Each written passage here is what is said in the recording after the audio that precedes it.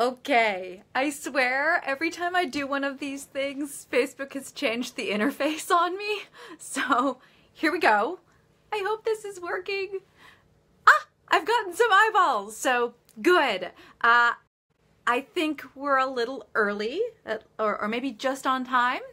But welcome everybody, and for those of you later on YouTube, hi, thanks for tuning in.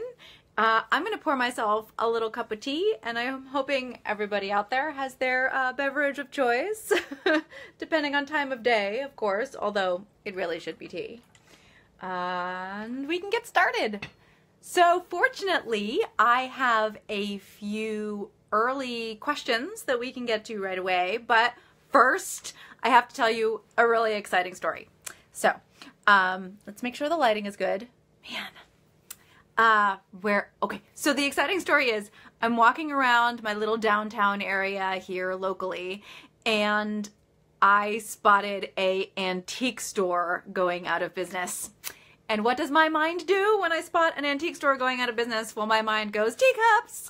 So I might have spent several hours rummaging through this antique store, finding exciting brand new teacups to add to my collection, and maybe to give away to people via the chirrup, because I don't need that many teacups. But I'm gonna show you my new teacup, which I'm drinking out of today. Ta-da! Isn't it beautiful? So pretty. Yes, so that's what I'm having my afternoon tea out of. I'm drinking my usual tea, which is Twinings 1706 Strong, which is an English breakfast that's just highly caffeinated. So, teacups up, as it were. But I also got some Demi-Tasse teacups, which are little teeny tiny teacups, which I collect. So this is one of the little Demi-Tasse ones I got. It's so cute. Look at the wiggly. And it's a little, like, oval shaped, and look at this little, so cute. So that was kind of charming. I might have too many teacups. There it is. Anyway, so that was your moment of teacup with Gail Carriger.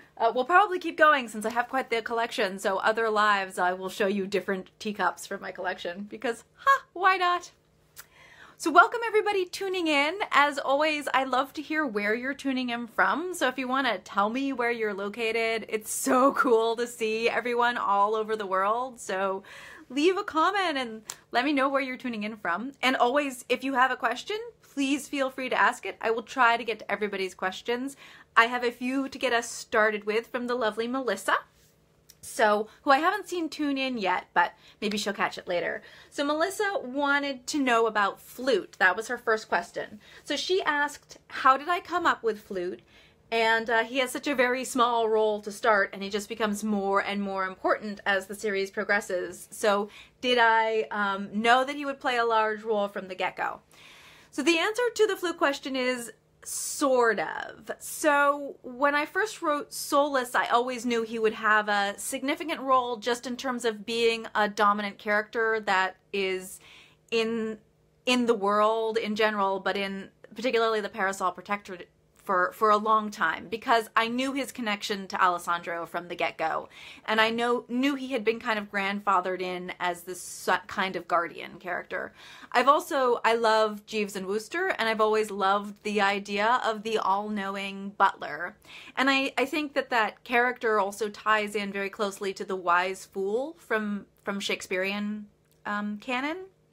So this idea that you have a character that is smarter than the other characters, but for some reason, for reasons of, in this particular case, like being a servant, isn't really given credit for that intelligence.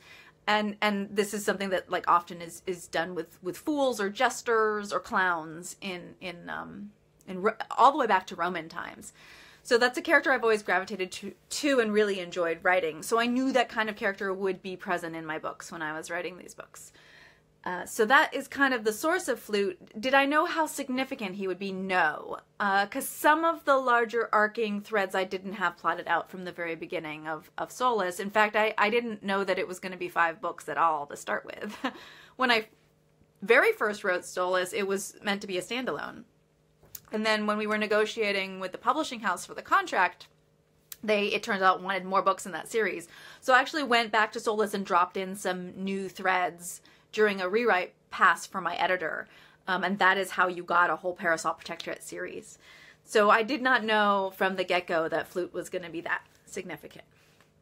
Melissa's other question to get us started, because I think she is the only one who asked questions ahead of time. Sorry, I'm just checking right now. Yes, she is. So, she also asked me why I incorporate LGBTQ characters, and for the sake of my pronunciation, we're just going to go with queer characters. So why do I utilize queer characters? And I have a couple of blog posts on the subject, so I answered her comment in the Facebook event with those posts. If you guys want to read further, I talk about it a little bit more in depth.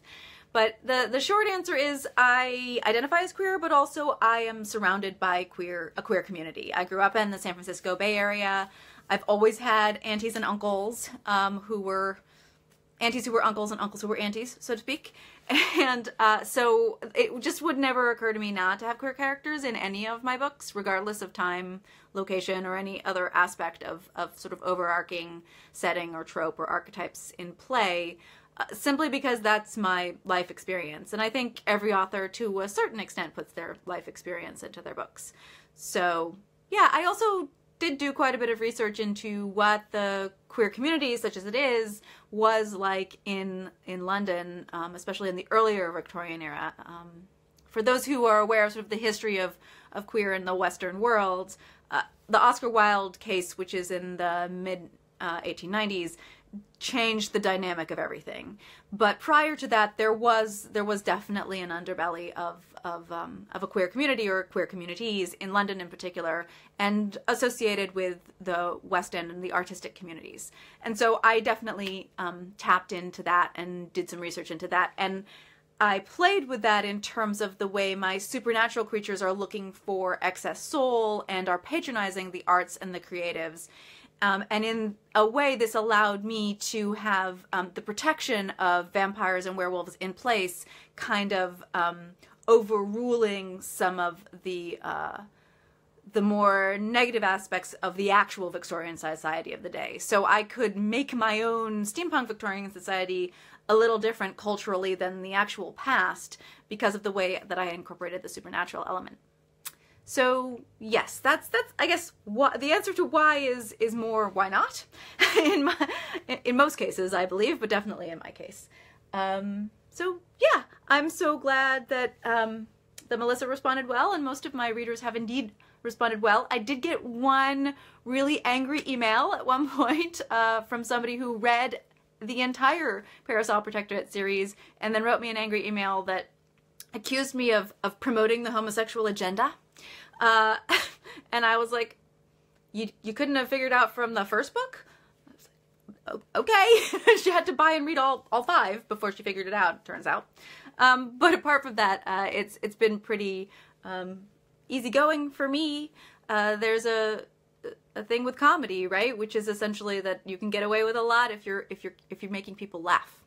And so I'm forgiven for some of my more shocking choices in terms of alternate history, I think, because I keep people laughing. So, wahaha, subversive.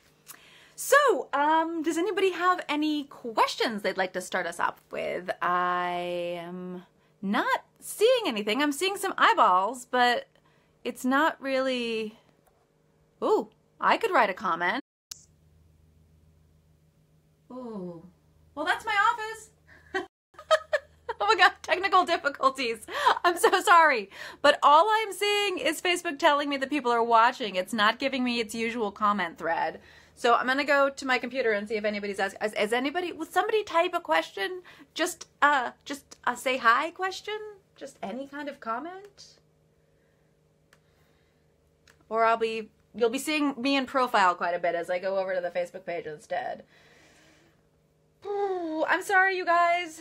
It's because they changed the interface again.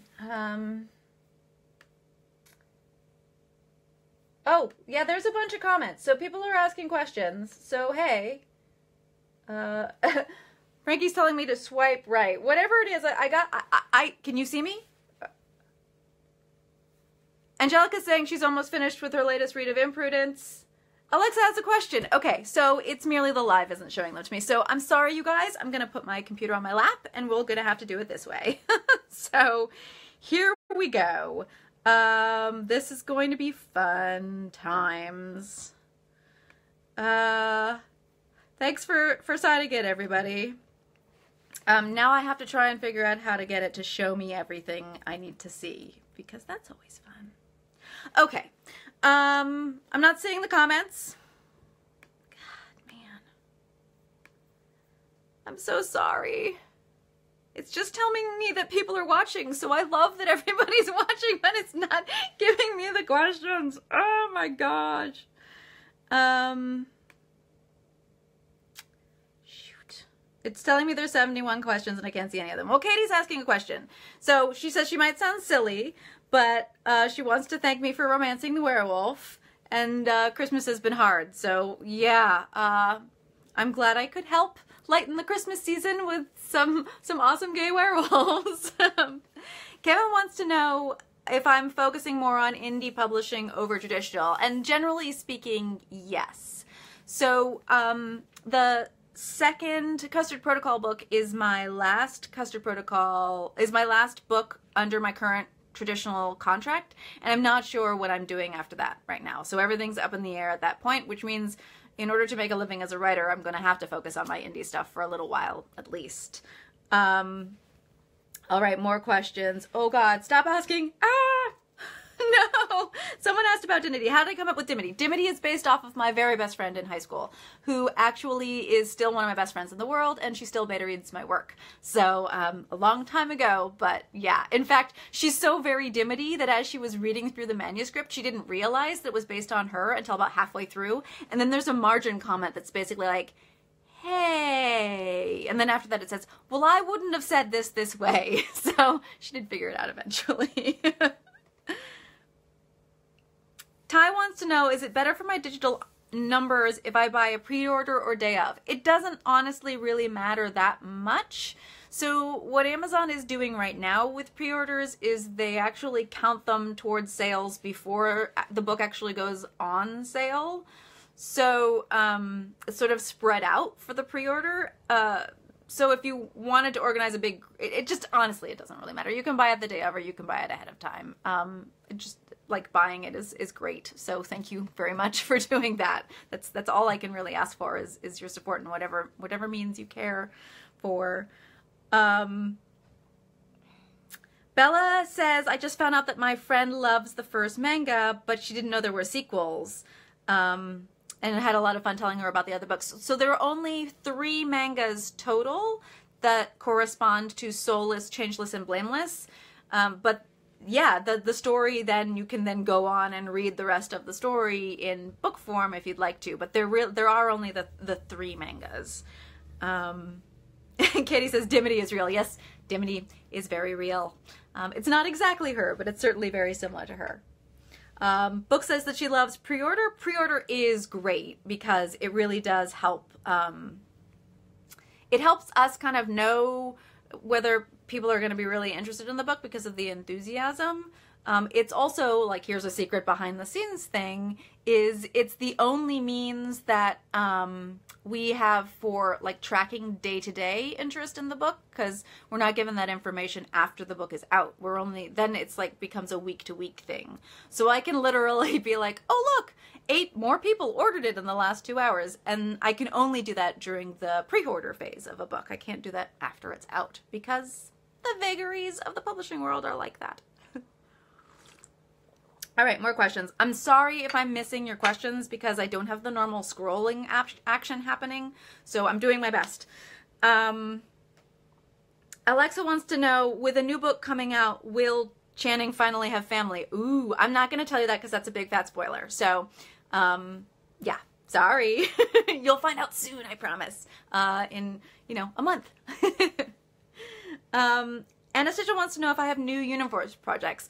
So I have 3 possible YA projects that I've been pitching. So I don't, one of the things that I would like to do is get back into young adult a little bit. So I've pitched those. They're all different universes. And then I have the Woke Me Up in the Middle of the Night sci-fi that I wrote, which is a completely different universe as well. So yes, I have other universes in the works. It's kind of a matter of when my schedule is free to pursue them.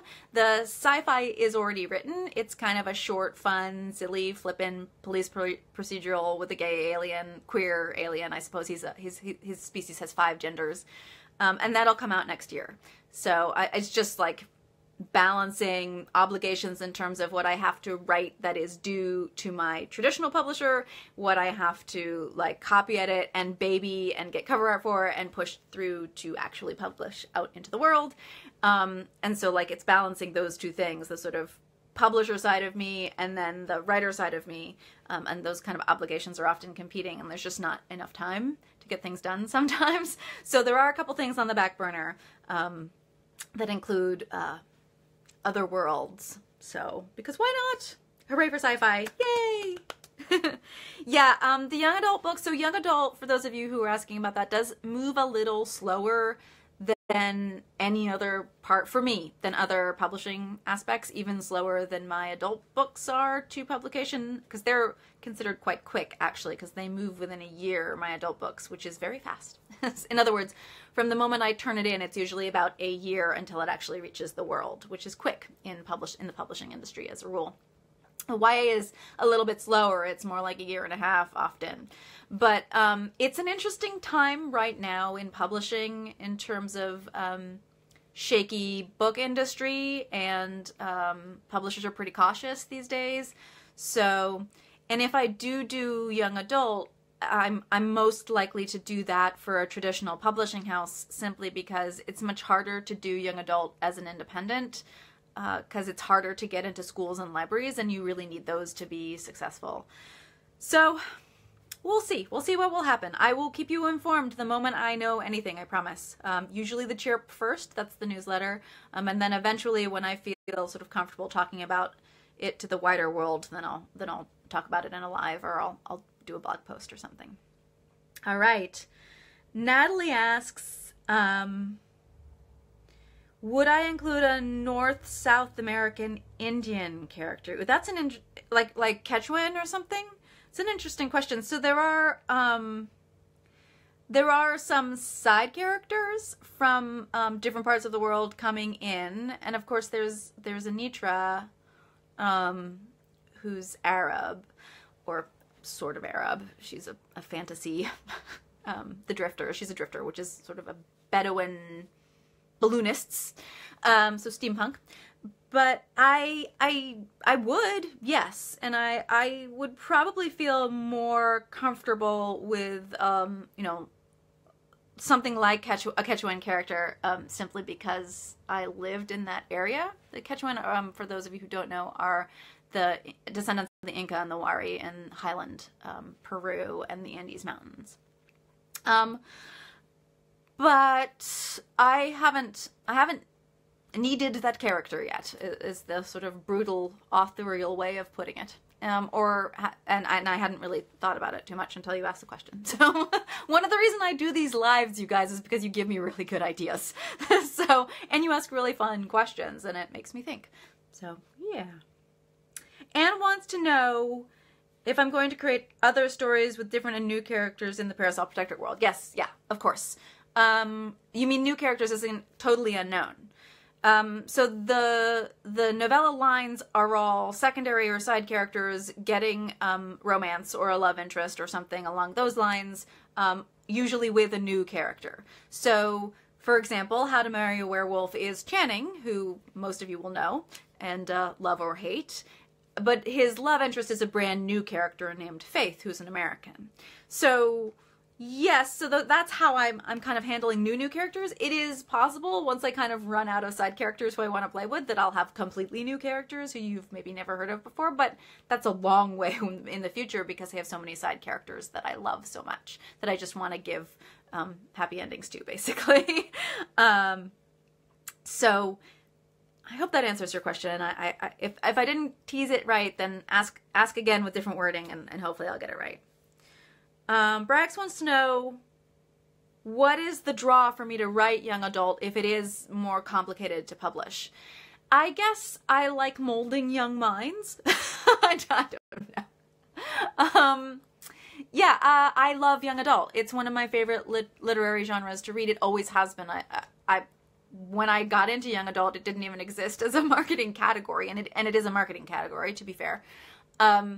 So when I was into young adult, there was you moved straight from children's to adult. There were books that I was reading who now would qualify as young adult, but back then it didn't have a category for it.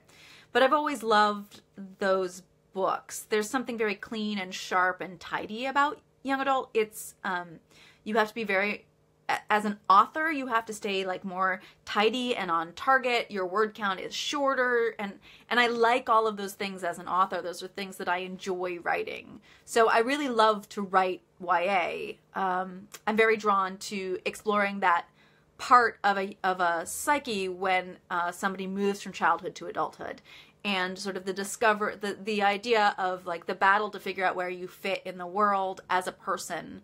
How you function in that world, what your purpose is, and also like how your identity is, what your friendship group is, when you're starting to build your own family for the first time. Those were all things that for me started in high school, started with the young adult experience. And so that's why I like exploring that, I guess. It's a trope that I come back to and revisit.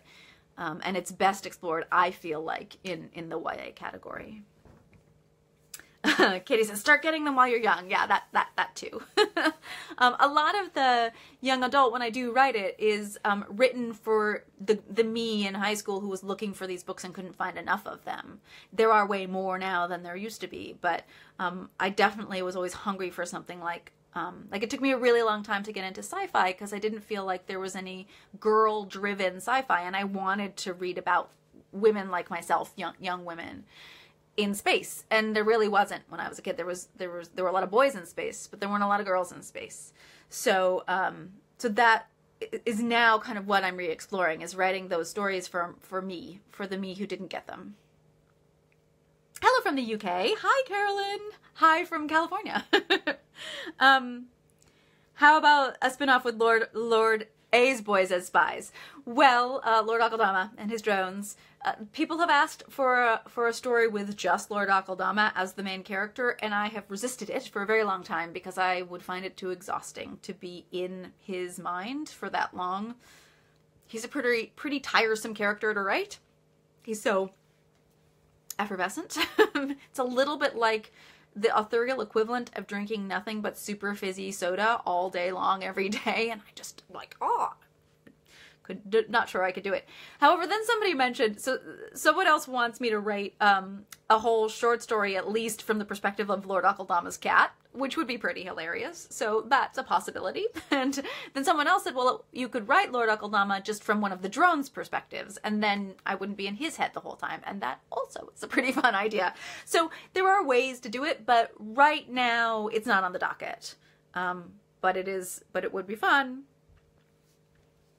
Yes, the short story of Lord Akaldama's cat. Question at this juncture is, which cat? It would be really funny. It would have to probably be a short story. I can't imagine doing... I could do a series of little short stories from different perspectives of people around him, but I can't imagine an entire novel-length work featuring that character. It would just be too exhausting. Yes, and yeah, there are definitely people who still want his background. There's a lot of characters who have kind of mysterious black backgrounds that I could explore. So yes, it will happen. So if you've asked a question and I haven't gotten into it, that's because I missed it, so please ask it again. Ty wants to know what Aggie does in her free time. Yes, you will learn a little bit more about Aggie before the end of the Custard Protocol series, and of course, a little... I will tell you why she is the way she is, essentially, especially with her behavior towards Rue. So you get a little bit more Aggie. Aggie is one of those characters who I also would like to explore maybe in the future in a spin-off, but we'll see. I'm writing the final Custard Protocol book right now, and we'll see how much bandwidth she gets. So the choices when I'm writing an actual novel about how much attention I give to any side characters are really predicated on the plot. So I need to, or I want to, pacing-wise, keep everybody's attention on sort of the driving precepts of the story. And even when it's the last book in a series, as Reticence is, and I'm trying to tie up a lot of loose ends, I don't necessarily have the wordage to waste on a lot of side characters. So it's a balancing act. But it's me, so I promise that eventually I'll get to revisit other side characters in novellas or whatever if you don't feel like they had enough. And you can always go and write fanfic if that's what you need to do. I won't read it, but if that's what you have to do, I completely support that activity. Just don't tell me about it, okay?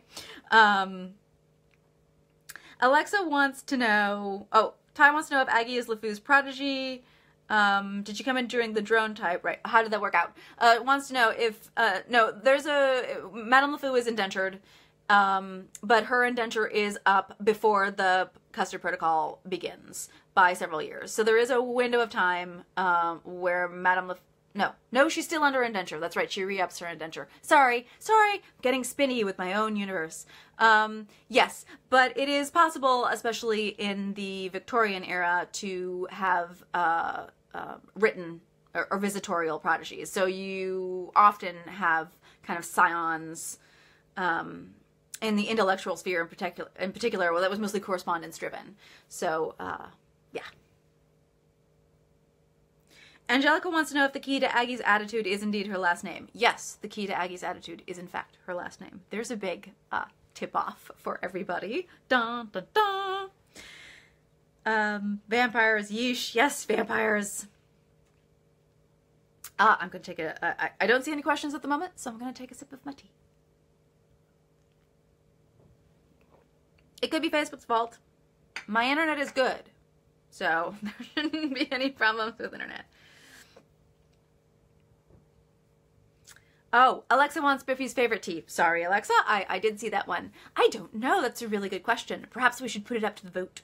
I imagine he likes a slightly more kind of perfumey, complex tea. So maybe something like Lady Grey, or a Keeman or something, like something a little bit different. I think he's probably got a very esoteric taste. I know he probably likes hot chocolate quite a bit, actually. That's just a thing I've decided because of his heritage. Braggs can't wait for the next custard book. The setting is going to be fantastic, you guys. It's so exciting. So for those of you who don't know, it opens in Singapore, and that's because I accidentally on purpose promised a major politician in Singapore that I would put Singapore in the book, so I did. So, but also it made it a lot of fun for me. Yeah, so it's good. I'm excited about Competence. It's gonna be really fun. Speaking of which, I've got the first. So this is the UK version. So I got the first sample book. So there it is, you guys. For those of my UK audience, there it is. It's happening. It's going. So there were a couple of. I had some spine concerns with the first round. So this is just an advanced proof copy for me to make sure everything's going well. So. Yes, everything's going well. Don't worry. But that's proof that there will be a physical print edition to the UK. It just isn't available yet. Sorry. It's coming. I promise. And speaking of physical copy editions, of course, my screen locked. I have, here we go. There's How to Marry. Sorry about the glare. We'll move it up to the side. There's less of a glare. So the physical print editions of How to Marry are also going to happen as close to the digital drop date as humanly possible. I have had some problems with scammers in Amazon, and I have a blog post about this. If you're interested, just Google Gail Carriger, where is the print? And it will take you to that blog post. So I've had some scamming issues with Amazon. If I do the print edition too early, And so my solution to that is not to just to drop it as close to the digital edition as I can. But it means there's no pre-order up for the print. But it is coming in print. So don't worry about that. It's just that there's no pre-order for it. And that is kind of unfortunately the sort of consequence of being independently published. Amazon and its affiliates don't allow you to really do that. There's a workaround for it, but because of my scamming issues, I can't really do the workaround either. So it's just a mess. So Ty wants to know bios, academia versus writer. Discuss. My bio? Well, my bio is mostly writer now. Pause on comments, everybody, and we'll get to these next two questions. Yeah, I mostly just am a writer now. I guess I'm not really an academic. I'm almost 10 years out of being an academic, so I don't really get to call myself that anymore. Alexa is asking me a question about RPG games. And wants to know what Biffy and Lord A and company would think about people pretending to be werewolves and vampires. I mean, that's something that I think would be fun to really explore under the confines of the universe, because I bet there are people who are pretending, and how funny would that be? You know, kind of like the Nouveau Riche, only it's the Nouveau Supers or something. But I think they would find it hilarious. And of course they'd all be doing it wrong. Are we getting more rare animal species and types of vampires? Maybe. I love it when it's a quick answer. Miranda wants to know if we will see Sophronia and Soap again. Sophronia and Soap are everywhere. At least Sophronia is. So they show up. If you're subscribed to the Chirp, you'll see Secret Project A. Secret Project A is a short story, and it is not about Sophronia and Soap, but yes, they're there. And I'm writing a scene right now in Reticence where certain persons may or may not be causing a ruckus, or not, because I have to be cagey about these things.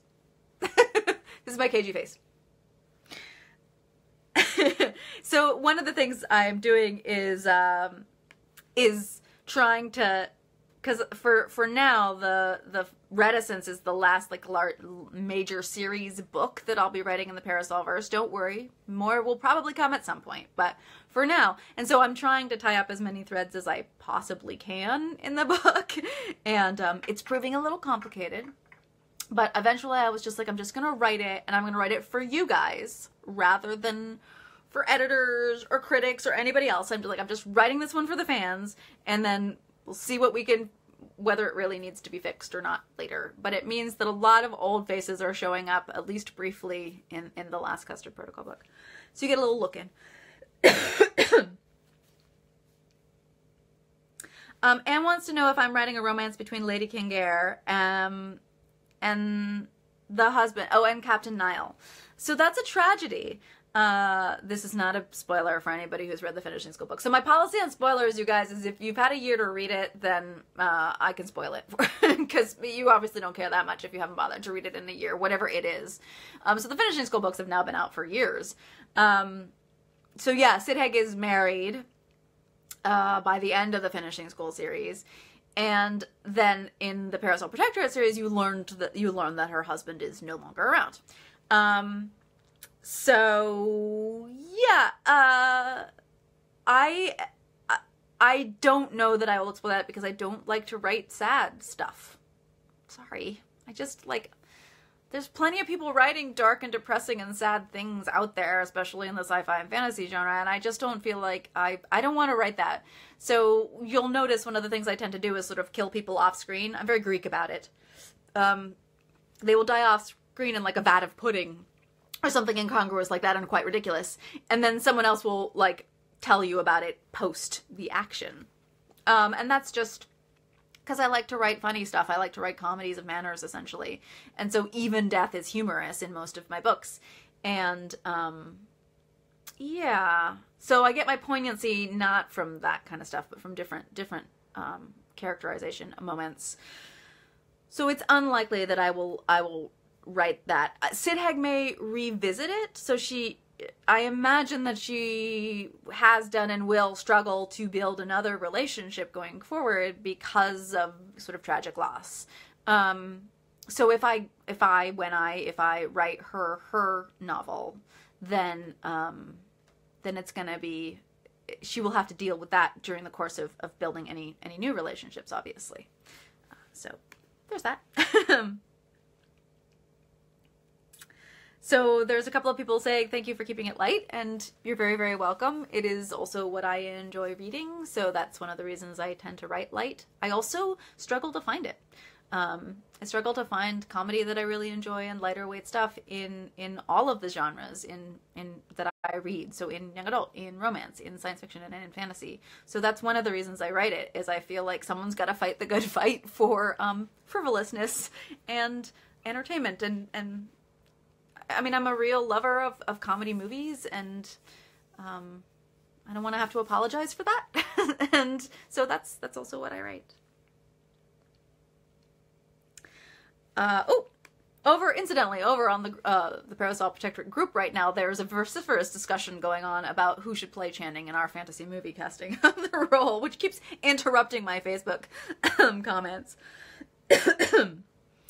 Emily wants to know if there are more pack interactions in Channing's book. Yes. So Channing's book, How to Marry a Werewolf, launches the Claw and Courtship novella, which is rounding out my novella lines. And I know this is confusing, but I have a blog post coming up that explains why I'm breaking them up into 3 different lines and why I'm calling them lines, because the novellas are standalone. So they don't link to each other like a series of books would. There's no overarching plot. Each little novella is going to stand all on its own, so you can pick up any one out of order and just read them. And they slot into different time periods within the universe. So right now the 3 lines are the Supernatural Society line, and that has so far included Romancing the Inventor, which is Genevieve LeFou's book, and Romancing the Werewolf, which is Biffy and Lyle's book. And that line, the Supernatural Society line, is specifically for my queer characters. And then the Poison or Protect belongs to the Delightfully Deadly line. That is specifically spin-offs from the Finishing School series. So those are all assassin stories, or spies and assassins and etiquette stories. They're just grown up. The characters who you see are grown up. Now, of course, there's crossover, because everything in my universe crosses over. So, like, if I do a Sid Haig story, what line is she going to fit into? Because she kind of belongs in all of them. The final line, which How to Marry is the first in, is the Claw and Courtship line, and those are all heterosexual romances involving werewolf characters. So, or mostly male werewolves with finding their lady loves.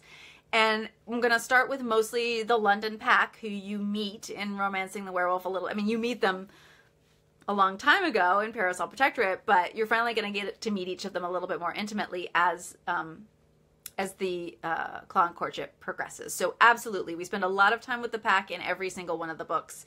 And we also spend a lot of time with this pack in Romancing the Werewolf, because that's establishing the alpha and beta main characters who are going to be like overseeing the pack. And they're so Biffy and Lyle essentially are going to show up in all of those books, mostly as side characters, because now they're kind of support network. They're solid. I got them together. Everything's good. So the Claw and Courtship, you'll see them a lot, because they're obviously involved in the lives of their pack. And now that they're solid and sort of settled, and they have Falmouth House, and they have kind of everything sort of come together for the London pack, they're situated really well. Now, Biffy in particular, but also Lyle, are kind of turning their attention towards, like, seeing their pack happy, and, you know, with love interests, and you know. So, yeah, Channing is going to be the first one, but there'll definitely be more, and I don't rule out the Kingair pack either. Although, again, I feel like I would have to settle Sid Haig first before I started exploring Kingair.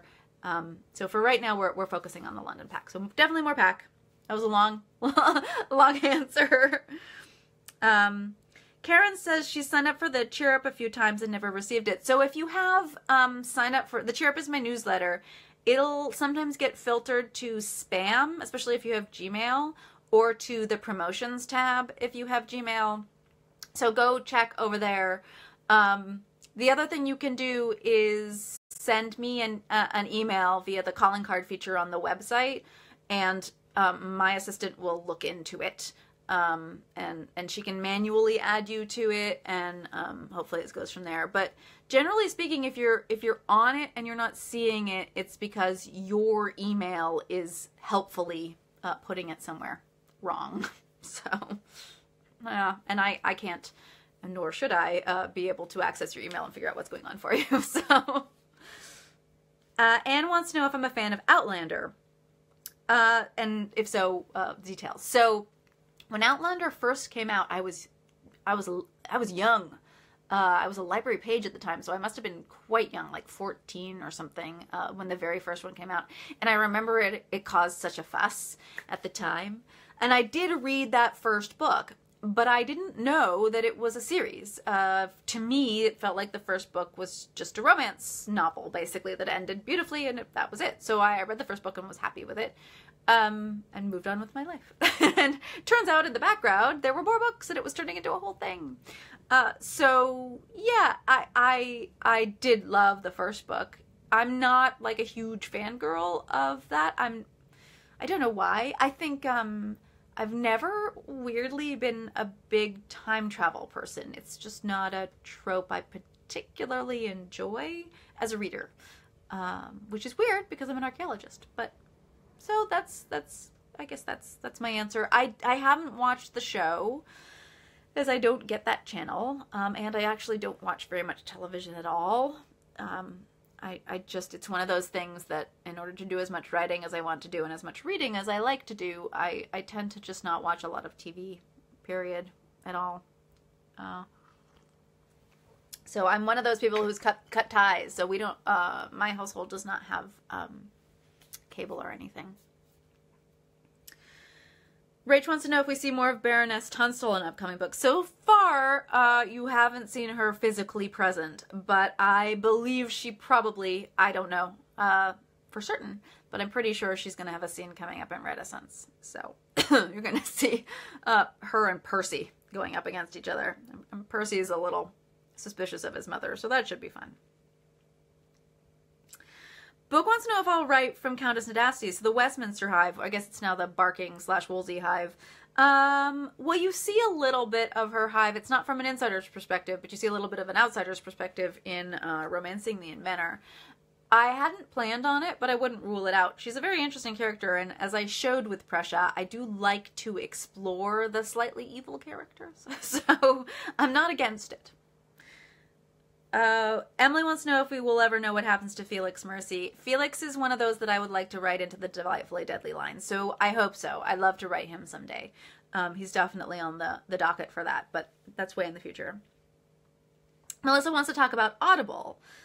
She says she drives a lot and loves listening to them. Well, I'm glad. Audio is awesome. Did you have a question?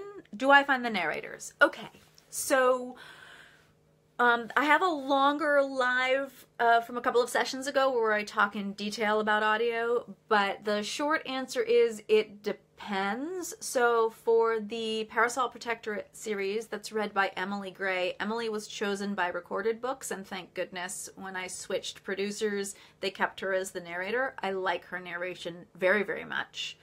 And so she was chosen for me and presented unto me. And I had no deciding factor, but I like her very much, and I'm very grateful.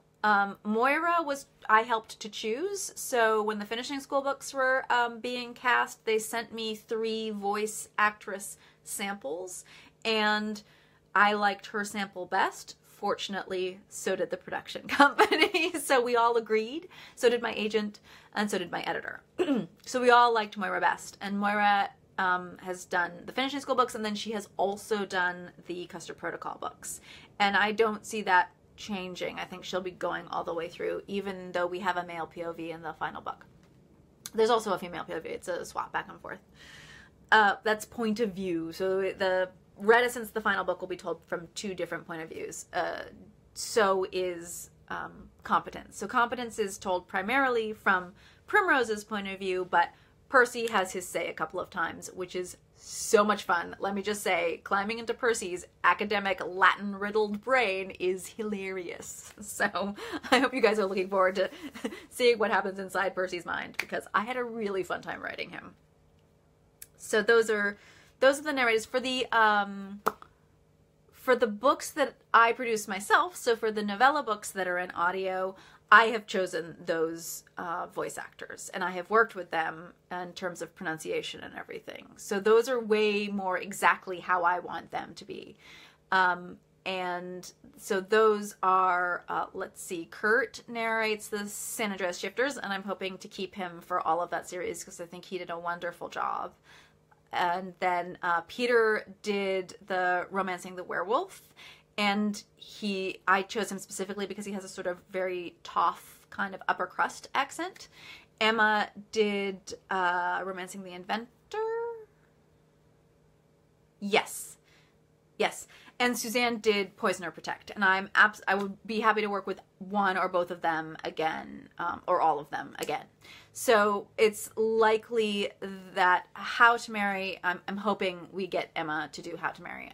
Even though it's an American POV character, it almost all takes place in London, and my narrator voice is very British. So I decided to choose a British narrator for that book. Also because once you've worked with someone and they kind of know your voice, and that it's easier to keep doing audiobooks with the same narrator.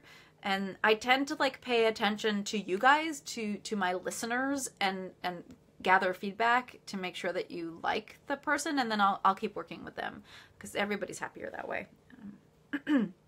Book wants to know if I would consider narrating my own book. So I am contractually obliged, even for my traditional publisher, to narrate my own work if they want me to.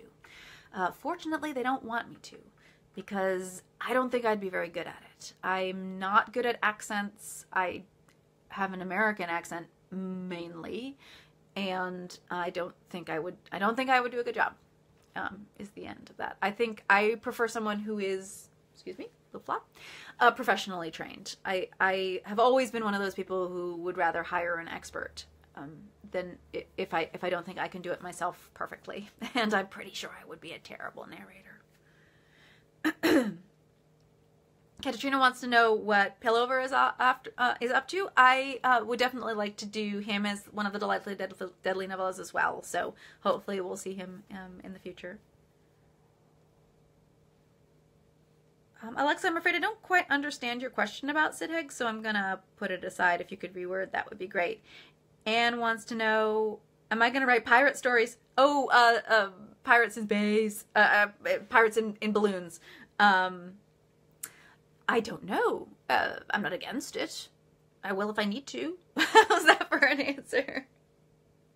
Melissa wants to know where Lord Macon comes from, or Lord Macon, as I often say, because I thought of him as Lord Macon until someone Scottish told me it wouldn't be pronounced that way, because I liked Lord Macon because it rhymes with bacon. I love him too. I specifically wrote Lord Macon as my answer to the standard aggressive alpha romance hero. Because what I wanted to do essentially with the Parasol Protectorate, with the main romance dynamic between Alexia and Connell, was write a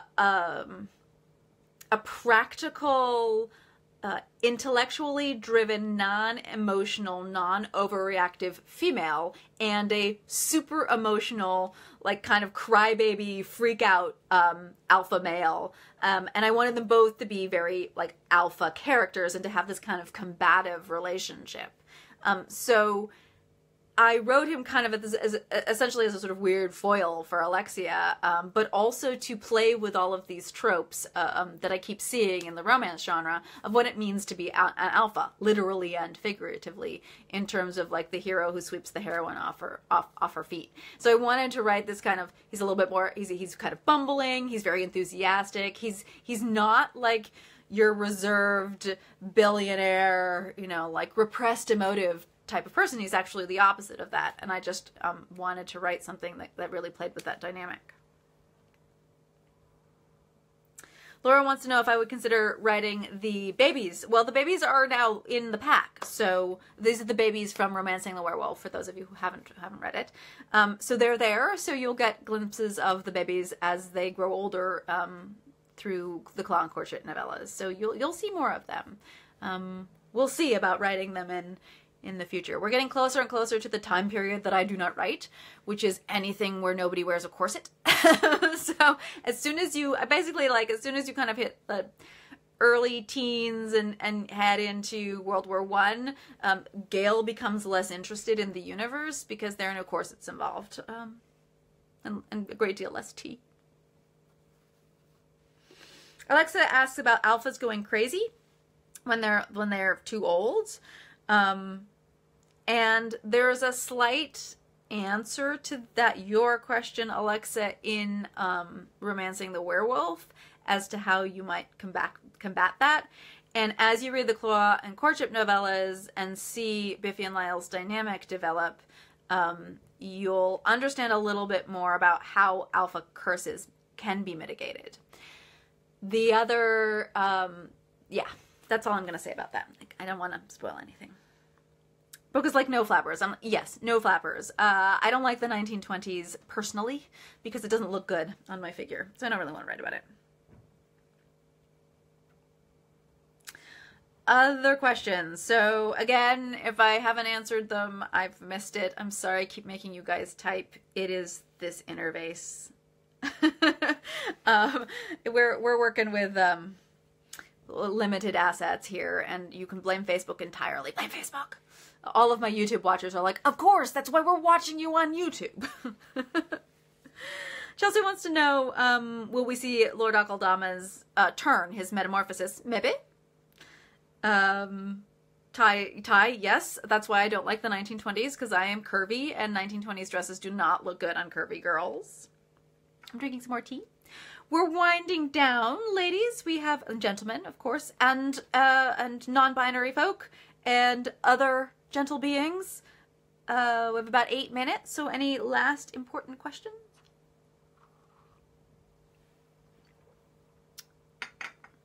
Dun dun dun. I'm almost out of tea, too. Like, look what a crisis we're in.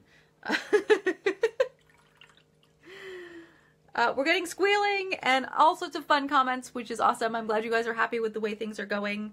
Andrea wants to know if Lilliput is here. Lilliput is not here. Lilliput would be in your face and meowing if I were trying to do this while she is in the room. I actually do these lives out of my office, which is perfect because my office is actually in an office building and it's really quiet on the weekend and the internet is really fast because no one's on it. So yeah, there's no cat. Cat doesn't come with me to my office. Oh, I'm sorry. I just missed like all of those questions. Oh man, this is really rough. I wish I could set this to view differently. I'm so sorry. I'll have to go back through all of your questions and answer them individually. Bella says, hashtag give Sid Heck a lobster. Get the woman some tea. Kevin wants to know who are some romance authors that I enjoy. I love a male author named Mary Kalmaz. Now she does write sort of typical alphas, but for some reason I forgive her all sins of archetypes and tropes. There's a great author called R. Cooper, another one named Alexis Hall. Both of them write sort of gender fluid and also gay romances. I tend to read a lot of gay romance. When I'm reading romance, I like to read gay and queer romances almost exclusively. I don't know why, just do. And yeah, there's a few. I have tons. If you want to go to the references page on my website, there's a whole thing with different lists of book recommendations from yours truly, depending on where your taste is, including some romance recommendations. Braggs wants to go for another hour. You're a darling. I wish I could, but you know what? Brazil is calling, believe it or not. Well, Brazil is Google hangouting with me. My Brazilian publisher wants to do a thing, so I'm doing a thing with Brazil. What advice would I give to an aspiring author? Don't be a perfectionist. So, in other words, one of my tricks as a writer is I do not allow myself to rewrite anything until I've written the whole book. So the only thing I can do is reread and tidy up whatever I wrote the day before, and then I have to write new words. I think too many authors are perfectionists, and so what they'll do is like play with the first chapter and like never actually finish the book. So force yourself to finish, like butt in chair. Like you aren't an author until you've finished a book. Then you get to be an author. That's my rule. Arbitrary rule. Melissa wants to know, why does the Countess not transform anyone? Well, it's much hard, but Lord Macon manages to do it. It's much harder to make a vampire than it is to make a werewolf. And that's because my vampires and my werewolves also sort of obey the rules of apex predators. So werewolves don't live as long as vampires, and so they can breed more frequently. Vampires, since they live the longest, have the hardest time breeding because otherwise they would eat all of their food source. It's like basic biology, right? There's a reason why rabbits breed way more than hawks do, birds of prey. So that I apply those like sort of basic biological controls in place when I'm creating my supernatural creatures, because they are preying on humans. So they cannot outbreed us, or they would not have a food source. So there have to be very strict restrictions on how you breed a creature that is eating humanity, or it will eat all of humanity. And so the vampires have a much harder time in general than werewolves do. And then of course werewolves have a much harder time than normal humans do in breeding. So that's why. Just because it's the rules of my universe. It's my universe. I get to make the rules. Gail wants to know if I'll return to YA. I talked about a bit at the beginning of the live. So I hope to, but it's proving a little challenging at the moment. I really would like to write more though. Yes, Kristen, take the advice. Try not to be a perfectionist. The other tricks I have as a writer is I use shameless bribery on myself. So when I make my word count, I'm allowed to have food that I normally wouldn't be allowed to have, like, you know, chocolate or something. Sandra wants to know, where can I find my YouTube page? I have a channel. It's the Gail Carriger. If you just do Gail Carriger on YouTube, there's a channel, and you should be able to follow me. And all of these videos are pulled down and then put back up over on YouTube. My lovely assistant does this. She's great. It takes a couple of days to get everything noodled and put over there. So yeah, I also like share steampunk videos and save, like, I have a bunch of fun stuff over on my YouTube channel if you're interested. Anne wants to know, will my novellas be translated? So she's asking specifically about French, but probably not is the answer. It's really, really, really expensive to do books in translation. And I can't afford it, and more specifically, I cannot test it. So since I don't read French, I don't know if the translation is any good. So how do I hire somebody? Like, I'm really not sure on the quality, and that makes me very nervous for doing works in translation. So right now, the novellas are not translated. Now, if a publisher wanted to buy the rights to translation and then repackage and sell the novellas, I would be all about that. But no one has approached me, so it would be great, but I'm not sure if it will ever happen. All right, I think we're going to wind it down now. Everybody, thank you all so much for tuning in and for sticking with me for an entire 45 minutes, hour, whatever it's been. That's been great. You rock. And I'm so sorry if I missed some of your questions, and I'm gonna go probably test the Facebook Live a little bit more and see what I did wrong. I maybe should have done the Facebook Live with a different application or something, and it was my fault. So those of you pigeoning about, if you could pigeon over, that would be great. And we'll see if we can triage the technological difficulties so this doesn't happen again. I will be doing another one. I think it's next month. I have a couple scheduled coming up on the events page of my website. You can check it out. So there will be more Facebook Lives. I love doing them. I love talking to you guys. It's so awesome. I hope to see, I know I'm going to see some of you. I think Melissa said she was going to be at Worldcon, so hooray. For those of you who don't know, Worldcon has a queer initiative going right now. And if you'd like to get a sponsored attendance to Worldcon, if you are a member of the LGBTQ community, they're offering that right now. So if money is difficult, then that is an option for you for Worldcon. And I will also be in Denver for RWE Nationals, but I'll also be doing a book launch in Denver for Competence. So those are my two in-person events, but as always, live. Come see me live. And I will catch you all next time. Bye.